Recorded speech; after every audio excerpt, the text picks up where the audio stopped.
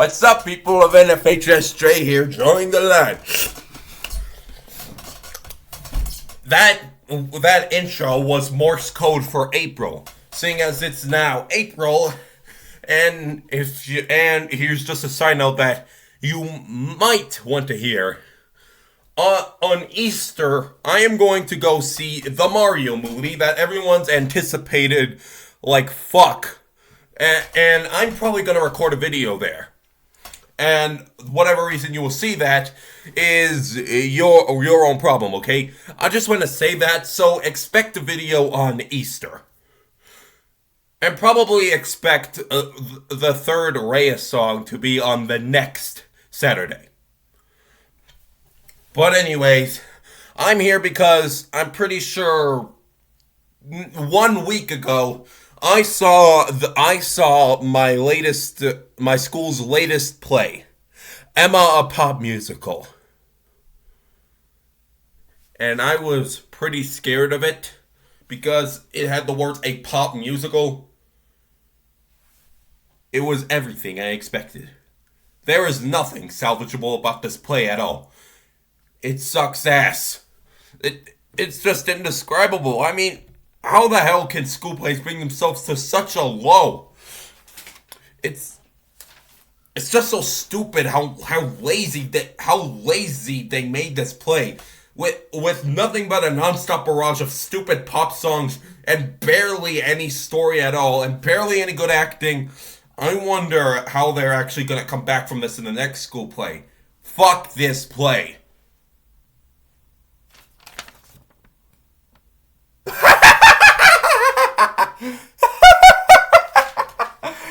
Don't take that seriously. This school play was good. If you forgot today was April Fool's Day, then that's on you. You should have expected me to actually say the truth. This play was good. It actually wasn't everything that I just expected it to be, because the first half of the play was, but the second half completely exceeded expectations. All of them.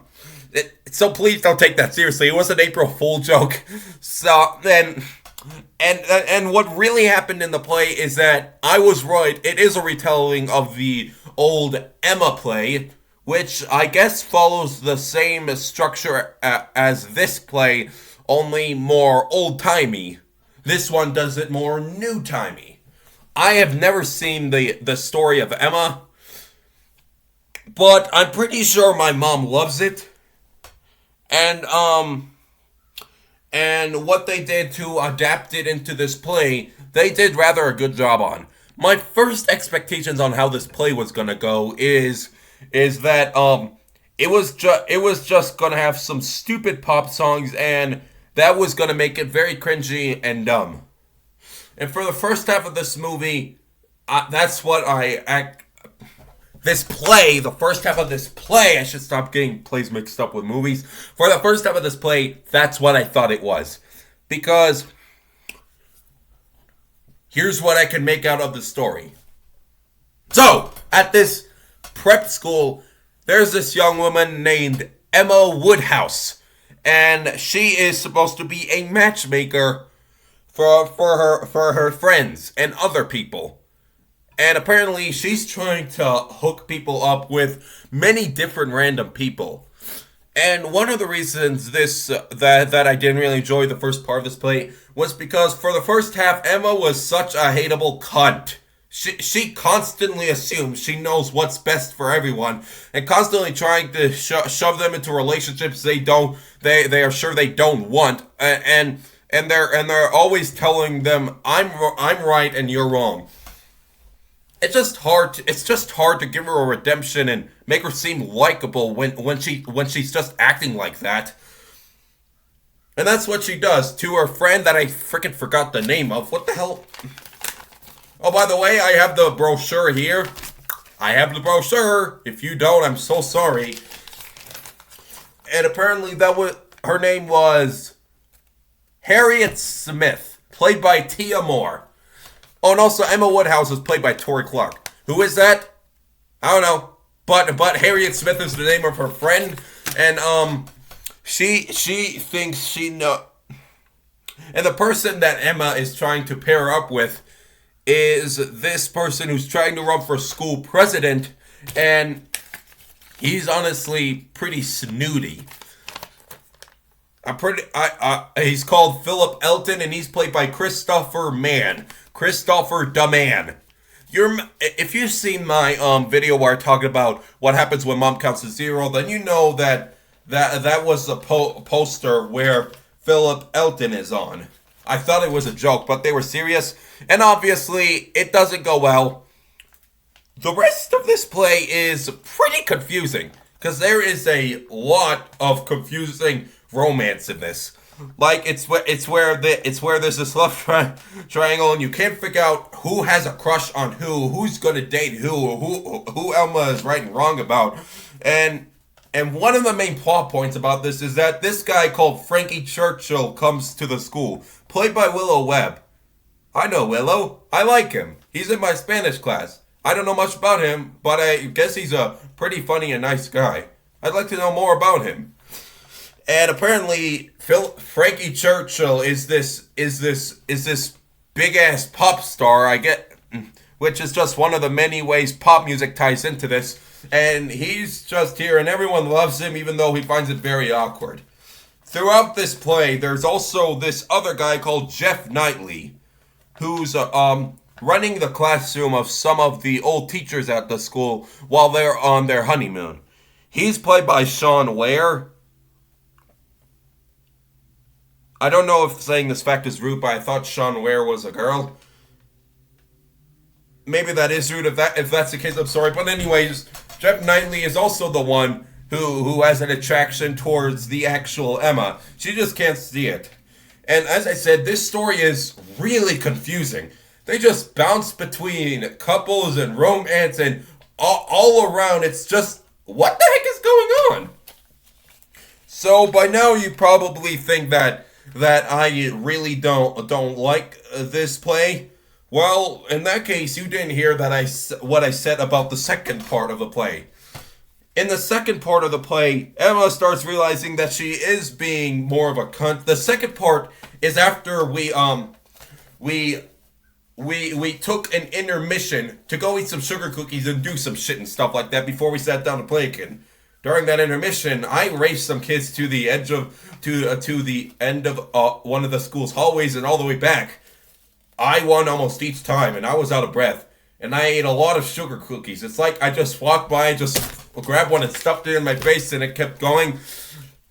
But anyways, about the second half of the play, Emma starts realizing how rude she's been and how she just thinks she knows what's best for everyone else except for herself. And Jeff has talked that into her. Frankie Churchill has put on a party to raise money because... Yeah, there's this other character I forgot to mention called Jane Fairfax. Apparently, in the play, her father is a big company mogul on vending machines. And apparently one of the vending machines crushed a family but didn't kill him. So they're trying to raise money to pay for the causes. They asked Frankie Churchill to be in, but he actually has to leave. Emma is pretty torn up after all this confusion and realizing she's a terrible matchmaker, and it just gets more confusing from there. But towards the end, they actually resolve everything, and they actually take this whole mess of a story and put it right in the place that it's supposed to be. Put every piece in the right spot. They fill every cup with the right amount of water. They drain the sink and fill every cup with the right amount of water in the end. That's an odd allegory. Because they finally match three of the main characters up with who they love. And I have to say, the ending actually gets you rather invested in this play because of how much confusion you've gone through and how they're actually able to make it all up in the end. And it seems like in the second play, they are acting much better than usual. And not to mention the songs. Oh, the songs. For the first step, they were really repetitive in the first half of the play. In the second play, they completely turned around. after this one song where Tori, the one who plays Elma, sings a Katy Perry song. Oh, good. My favorite. She actually turns it all around and she starts singing some other songs that were already made, and holy fuck, that's a beautiful voice. Why the hell can my school not post a live stream on here because of copyright music? No, I want to hear that great voice again. That was an amazing voice that Tori Clark was able to make towards the end of this movie. Yeah, the ending of this play completely exceeded my expectations by how well they were able to make the story completely make sense all in the end and give Emma redemption, and that's what actually makes this play a very good play, because they actually made Emma likable in the end, and by the end you're just thinking, wow, I actually enjoyed that. This play is confusing, but it's also heartfelt, and it's completely all over the place, but it's just still very well acted, very well sung, very well structured, and it is something that I'm guessing the director of it put a lot of time into. Yeah, I was scared it was not going to be good, also because it's not directed by Miss Reeser, the one who's directed the other 4 school plays I talked about. The director is Jeanette Carey, and actually Miss Reeser is directing it along with Miss Carey. And so I think that's the good luck charm that gave this play its better arc, other than better ending, other than the acting and the songs and everything all around. This play was a good play, and I have to say, North Fork High School, if you can actually have the guts to not care that I'm swearing for a second and actually push this on your official channel, that would be great, because I'm actually speaking for a lot of the people of North Fork High School here when I say that they have done a good job. So, if you're able to ignore that I was cursing a lot, you should probably ignore that, because the thing is, this is a high school that's completely full of teenagers and full-grown adults. So why are they so afraid of us swearing? The only place you should not, the only place it would feel terrible to swear at is if it's in front of your parents. I'm actually making very little sense right now. Now, you don't have to put this up if you don't want to, but if you do want to, then you can definitely ignore that I'm swearing. But anyways, this was a good play. That's all I want to say. And I honestly can't wait for the next one. I have my hopes high. And that was some great singing, Tori. Thanks a lot for that. And also, I'd like to give a thanks to Judah, the guy who ran the spotlight at the top of the school that was shining its light on the characters during the play, during the songs. I'd like to thank him for being the guy who held my camera up in the video where I talked about what happens when mom gets angry. You're a good person, Judah, and I hope we can be better friends in the future, okay? It's April, and the starting of this video was my April Fool's joke, so you're welcome. And my next song, Rain 3, will probably not be out for a few or more weeks. April Fool's. It'll be out next week. I can promise that, okay? And the day after next week will be when I go see the Mario movie. So, I don't know if this is possible, but I'll see you there. And if I don't see you there, you'll see me through the video, okay?